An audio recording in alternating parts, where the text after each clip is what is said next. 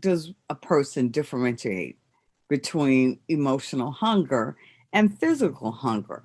Because, like I said, there are instances where I've fallen off the wagon, you don't even know because it feels like you're hungry. Yeah. So how can you tell the difference? It's so hard, even, I've been doing this work for over 30 years and I still get tricks, sometimes. So like I'll be sitting at my computer and I'll get a feeling of wanting to eat something like, oh, I think I should go to the kitchen. Like, or I'll say to myself, I'm so hungry. Thank you so much for listening to this episode of Earrings Off. We want to invite you to subscribe, rate, and leave us a review. You can find us on Facebook at Earrings Off Podcast and on Instagram at The Earrings Off Podcast. Welcome to Earrings Off. I'm Lou. And I'm Teresa. Let's get started.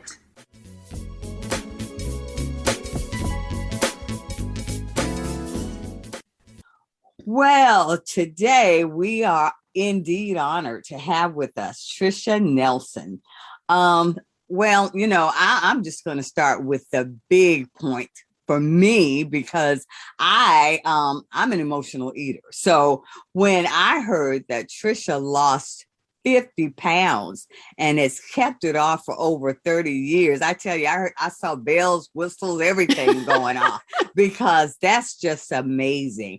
But in addition to accomplishing that feat, and that is quite an accomplishment, Teresa is also, she wrote a #1 bestseller, Heal Your Hunger, 7 Simple Steps to End Emotional Eating. Kudos to you for that. And she has been featured on many media outlets, including NBC, CBS, and Fox. So, Teresa, thank you so much for taking time out of your schedule to chat with us on Earrings Off. Oh, thank you both for having me. It's really fun to be here. So, Teresa, tell us about your journey with emotional eating and how did it lead you to start Heal Your Hunger? Sure. Yeah. Boy, my journey goes way back. So I started, I think I was an emotional eater as a kid. So as far back as 3 or 4 years old, I loved food. I loved to eat. I loved to cook. I loved to serve it to other people, go out to dinner. That was my big highlight. Anytime we were going out to dinner, I had like little heart palpitations.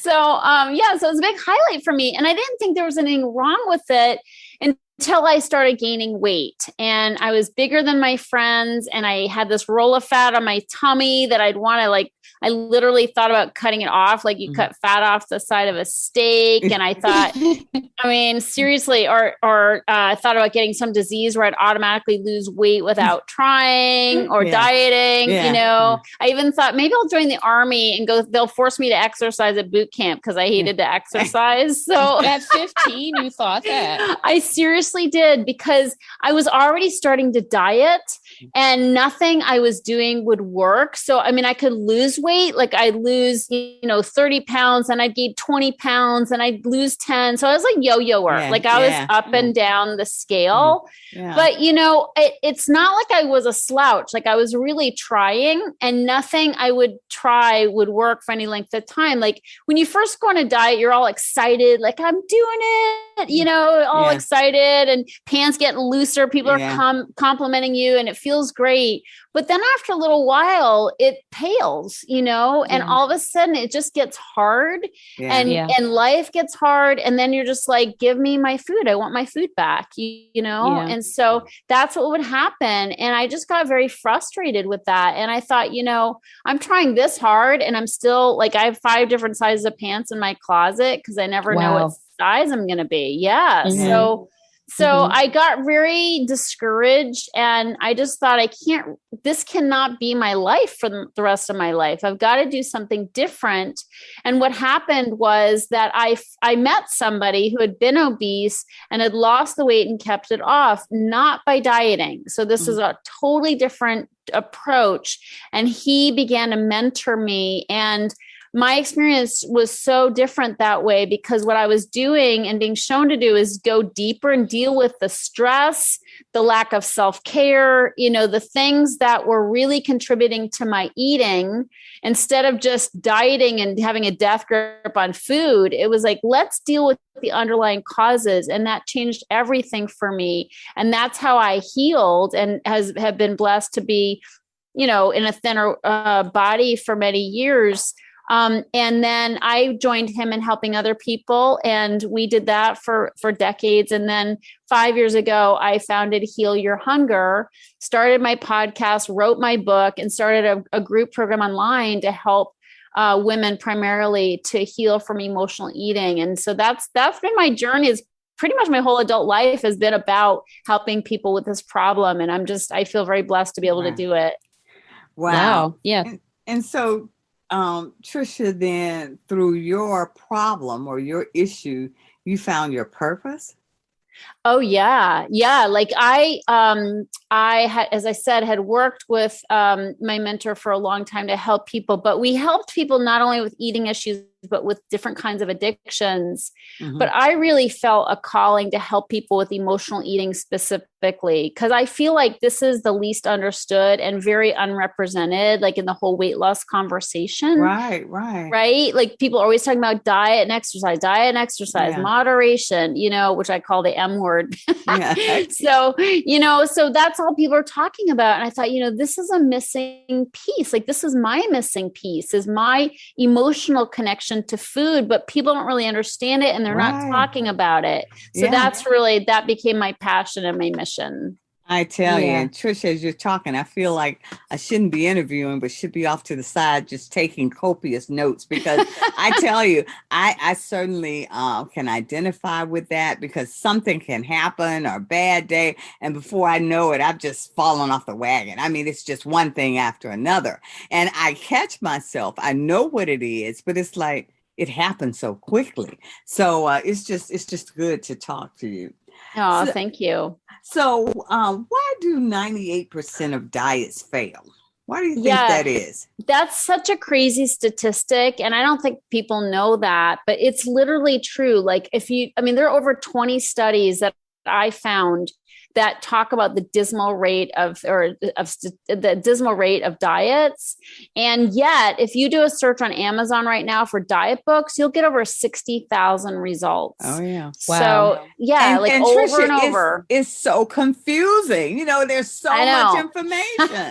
I know. If you followed everything in those books, all you could eat was ice cubes. Yeah. Yeah. But I really think the reason why they do fail is because they tell you what to eat, but if you take away the excess food, the snacky foods, the things we nibble and snack on all day, the ooey gooey chewy foods, which are my favorites, my favorite 3 food groups were sugar, fat, and starch, so if you take all that yummy food away, the problem is those are the foods that I use to get by and to cope with stress. So when you go on a diet, you take all those foods away, but you have no way to deal with the stress, deal with life and food. And when you're an emotional eater, food's what we turn to. It's just like, it's a habit. It's just, between meals, when you're bored, when you're happy, when you're sad, you just go to the kitchen and unconsciously start snacking, so if you're on a diet, again, you're high for a time. It's very exciting. You're starting something new, but then, the stress piles up, the day-to-day life, which is not easy. We all have a lot on our plate, so to speak. Yeah. And so over time, when we don't have our usual coping skill of eating and snacking, it gets heavy, it gets heavy, life gets hard. And that's when we start to say, screw this diet. I'm going to go to what I know and what works, it works temporarily to take the edge off, so my experience is that's why the diets fail. We've got to have new coping tools. We have to have new ways to cope with stress and ways to start living differently so we don't have as much stress. That's super important as well. Yeah. Okay. Yeah. Wow. Yeah. This is really good stuff. So what's the difference between an emotional eater and a food addict? And how do you know which one you are? Yeah. So my experience is it's really a spectrum. And I believe that we're all hardwired to have an emotional connection with food. Food is yummy. It's comforting. Carbs are comforting. They give us a serotonin hit. They calm us down. So I think having an emotional connection with food is not rare. And I think we're all emotional eaters to some degree, but I believe it's more of a spectrum. And so while we all like to eat, and sometimes go overboard, the difference between an emotional eater and a food addict is really that, where you land on that spectrum. And I have a quiz actually on my website that'll tell somebody where they are on the spectrum, and on the low end is emotional eating, on the high end is food addiction. I was on the high end. So I was a food addict. I would binge. I was a binger, and I would get my ice cream and my cookies and my chips, and I like the salty with the sweet, So I'd binge in front of the TV, and then I'd feel terrible. Like I wouldn't mean to eat as much as I ate ever, but I would feel terrible and mad at myself. I wouldn't want to go hang out with girlfriends the next day because I was bloated and I just felt yucky. So that's more food addiction, area. But if somebody takes that quiz, they'll get a score and find out where they are on the spectrum. And that'll help them determine kind of to what degree they've got emotional, to what degree they are an emotional eater or a food addict, and then what steps they can take to deal with it. But it's really, where you end up on that spectrum is determined by two things. One is the level of control that you have, which I basically had none. Once I started eating chips or fries, I'd go all the way. So that's control, which I didn't have, but some people do. They can go on a cruise, they'll gain 5 pounds from, a free for all. And they'll be like, okay, I'm going to jog extra this week and cut out sweets, and boom, 5 pounds are off. Not a big deal. So they have control to course correct, and they don't have too many consequences. So control and consequences is really what determines where you are on the spectrum versus somebody who's been doing the yo-yo thing for a long, long time, and carrying around excess weight, and it takes its toll. We have joint issues. We have diabetes or prediabetes, autoimmune issues, gut issues, heart disease. I mean, it takes its toll, the kind of eating I did. And so that's really how you determine where you are in that spectrum, is the extent to which you have control to course correct or not, and the extent to which it's really affecting your life on so many levels. Well, based on that, I feel like I'm an emotional eater. I should go and take your quiz. Yeah, it's on my website. Well, I'm so all over that quiz. As soon as we're done with that, I can tell you that. Right? Yeah, I'm all over that one, Teresa. Let me tell you. Yeah. You go to healyourhunger.com. That's on my website. All right. Well, thank you. So, okay. So how does a person differentiate between emotional hunger and physical hunger?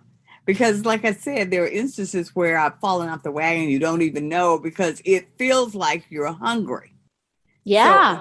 So how can you tell the difference? It's so hard, I've been doing this work for over 30 years and I still get tricked, sometimes. So I'll be sitting at my computer and I'll get a feeling of wanting to eat something oh, I think I should go to the kitchen, or I'll say to myself, I'm so hungry, but the thing is, I subscribe to something a phrase I coined, which is 3-meal magic, which is eating 3 meals with nothing in between.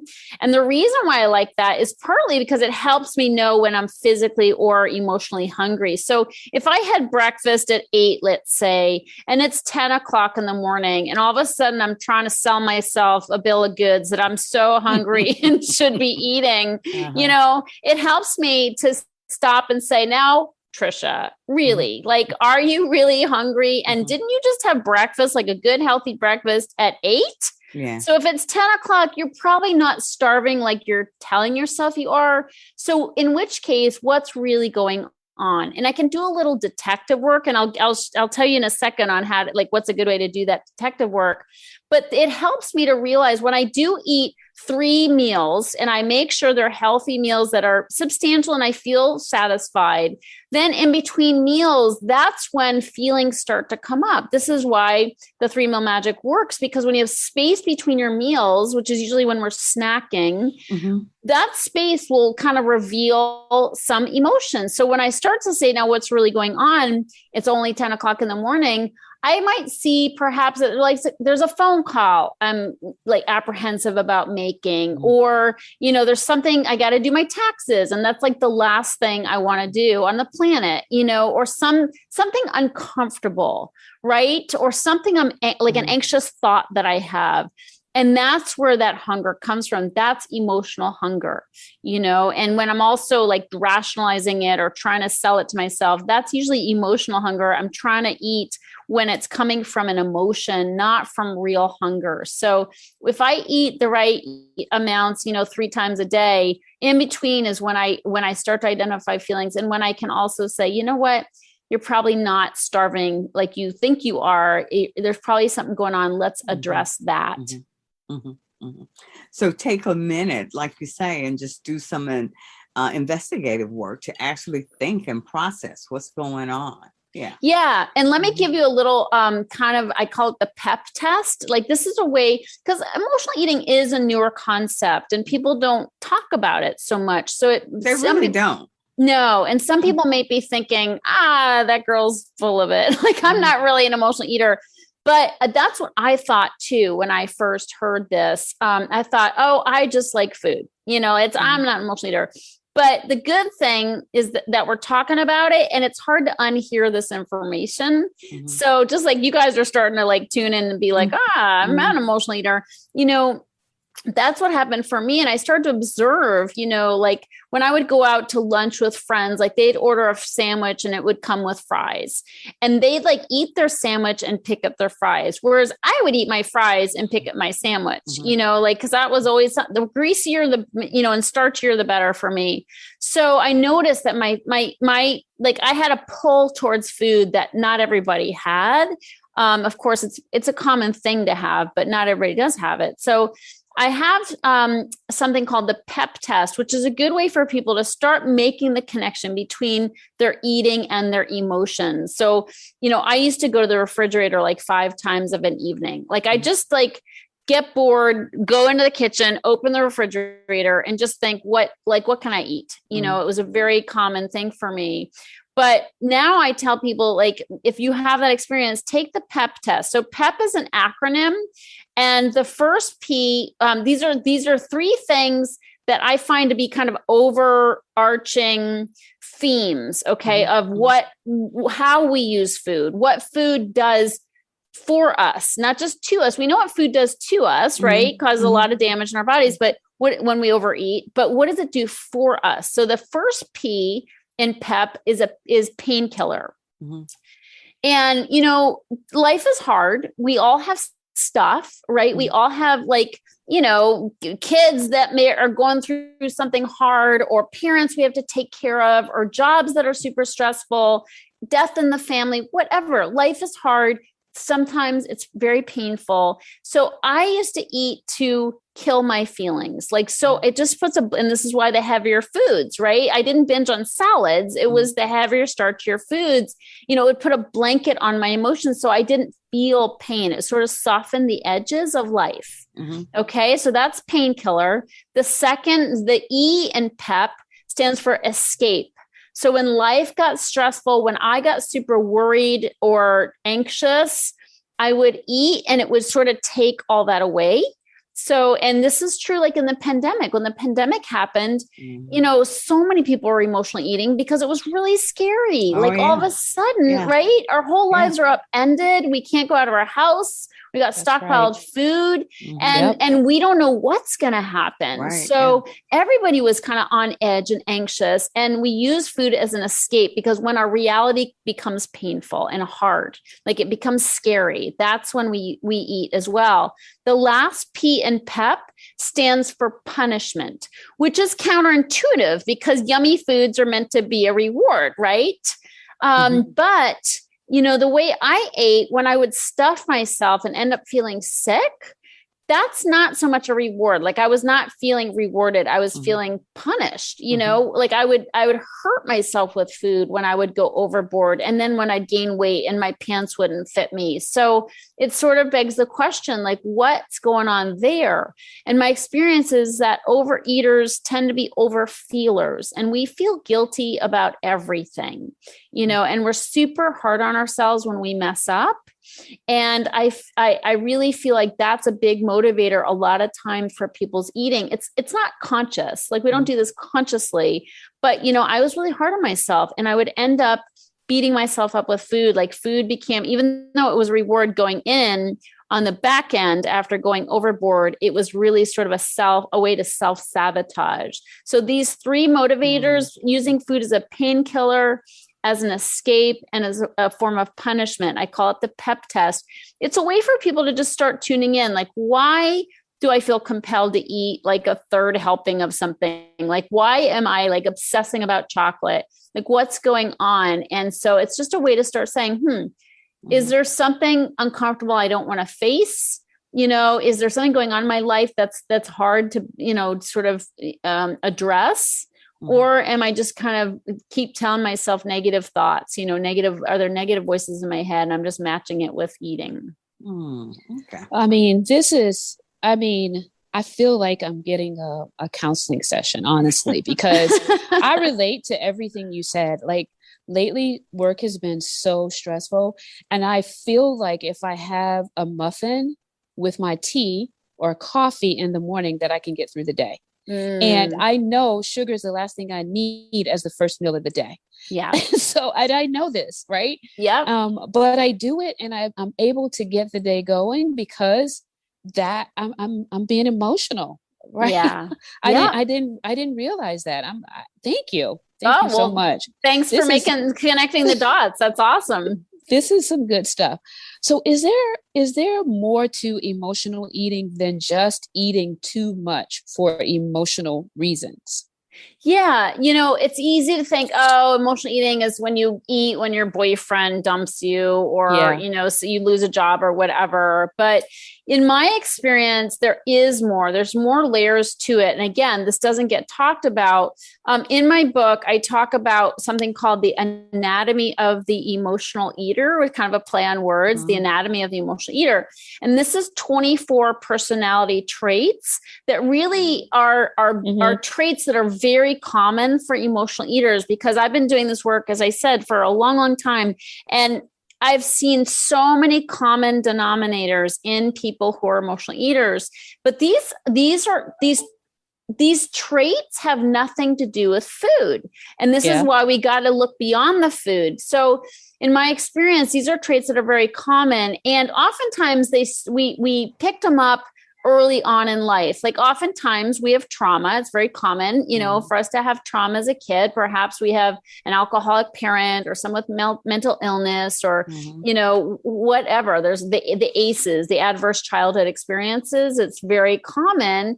And especially for emotional eaters, sexual abuse, mental abuse, emotional abuse, physical abuse. So what happens when we have trauma as kids is, we don't have a lot of things available to us. Okay. Food is one of the very few things we can reach out for, that will help us get through really hard experiences, but also ways of being. And one of the ways of being that we pick up as kids is, and I find this like to be the top trait among emotional eaters, is people pleasing.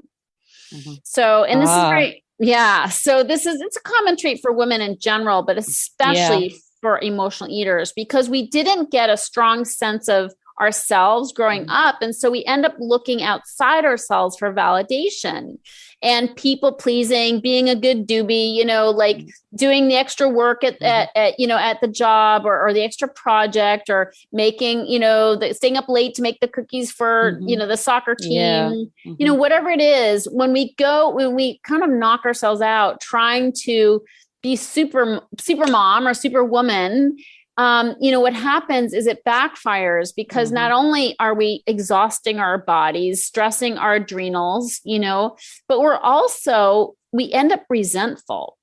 because I don't know if you've ever noticed, but nobody's ever as pleased as I plan on them being. Yeah. So, it's like, oh, I'm going to get so much praise for this. Like, I'm going to get the atta girls, right? But it doesn't happen because people are busy and they don't really notice. And so it's the perfect storm for another binge, another I deserve it binge. It's like, I'm tired, I'm stressed, and I'm pissed off, But that's an example of something that goes way beyond food. And this is the stuff that we got to look at, because if we just change our eating again through the diet, and we're not changing how we're living, and I often say it's a living problem, not an eating problem, what's going to happen is we're going to go right back to the food. So I really teach people how to change these personality traits that get us into trouble in the first place, because we've got to go deeper. We've got to deal with the things that make us stressed out, make us tired, and make life harder overall. A lot of times, I know life is stressful. I know we've all got things, that we have to do in our lives, but a lot of times some of these personality traits are creating a lot of our stress. And so we got to look there and see, how can we lessen our stress? Because a lot of our eating is stress related, and there's no question about it. So looking at the personality then, Trisha, you're starting at the core of the issue. We have to, because otherwise we're just dealing with the symptom, right? And that we're going to be on that merry-go-round forever. Yeah. Wow. So what are 3 things you recommend a person do to end emotional eating now? What should they do? Well, I would start, taking that quiz is a good place to start for sure, just to kind of, know where you stand, and getting acquainted. I do have a book, on, that my Heal Your Hunger, 7 Simple Steps to End Emotional Eating Now is on Amazon. It's also on Audible. So I narrate the book. I did that during COVID so they can listen to the book. But beyond that, there are a couple key things I recommend. One is to get off the diet and exercise track. Okay. So just know that's, it's not that diets are bad or diets meaning healthy diets and better ways of eating. That's certainly not a bad thing. It's just not sustainable without going deeper. So I just want to recommend to people to really see that it's not about the food. Overweight is a symptom of overeating, and overeating is a symptom of what's eating me. So I just want to kind of remind people, let's look beyond the food and go deeper with it. I also want to just recommend that people don't skip meals. You've heard me recommend the 3-meal magic. I know intermittent fasting is a big thing right now, having a very long time between dinner and your next meal. But I find that often for emotional eaters, that can set up kind of an alarm system that says, oh my God, I'm starving, and so when we end up eating again, we can often go overboard that way. And that's why I like the 3-meal magic plan. And also not paying homage to the scale. Okay. So maybe weigh yourself once a month, stop making the scale your higher power, and, my experience with the scale is if I give it the power to make me feel good, I also give it the power to make me feel bad. Yeah. It's like, to that, sister. Right. Yeah. So it's like, I get on the scale. It's like, tell me how I'm going to feel today, Right. And it's a setup, because if it says something good, like, oh, you lost a few pounds, I don't know. But I used to always, in the back of my head would be a little thing that said, oh, I lost a couple pounds. Now I can eat more, Yes. So absolutely. Right. And so, but if it tells me something bad, like I gained a couple pounds and I've been at the gym every day that week, then I'm going to be like, screw the gym. It doesn't work. Right. And then I might as well eat. So then to me, it's a setup either way. Don't, just put the scale away, maybe weigh once a month. We know when our pants aren't fitting us, and when we're uncomfortable, but just, it's really taking the focus off that whole diet mentality and really putting it on self-care, and starting to, I recommend that people start first thing in the morning with some kind of spiritual like time to just be still and quiet and feed ourselves, nourish ourselves at a deeper level with either spiritual readings, reading the Bible, doing yoga, meditation, prayer, something that can feed our souls, because we're not really, it's not food we're hungry for. It's like food's the easy, quick thing that we turn to. But when we're so busy in this day and age, we're so busy, we're being pulled in 100 directions, as moms, as partners, as people in companies, whatever the case may be, we've got to stop and give ourselves that self-care first. I call it putting money in your spiritual bank account, like put money in the bank account first thing in the morning with some kind of ritual that's just grounding, and centering, remembering who you are as a child of God, get started that way. And then later in the day, when things are stressful, when things are happening fast, you can draw on that, that money in that bank account. You can take some withdrawals on that. But if you start the day picking up your phone, running on stress, you don't have those stores to dip into. And so I really find that very important as well. Wow. Yeah.